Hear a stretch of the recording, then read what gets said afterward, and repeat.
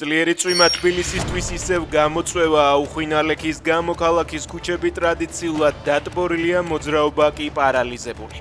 წყლით დაიფარა საავტომობილო გზები დიდ დიღომში, აღმაშენებლის ხეივანზე, ავჭალასა და ვაჟა-ფშაველას გამზირზე.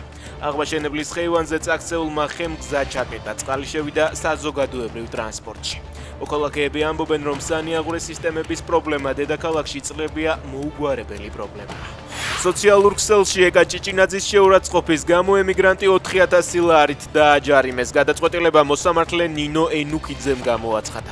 შინაგან საქმეთა სამინისტრო ბესიკ ანდღულაძეს სახელმწიფო პოლიტიკური თანამდებობის პირის სიტყვიერ შეურაცხყოფასა და ლანძღვაგინებას ედავებოდა.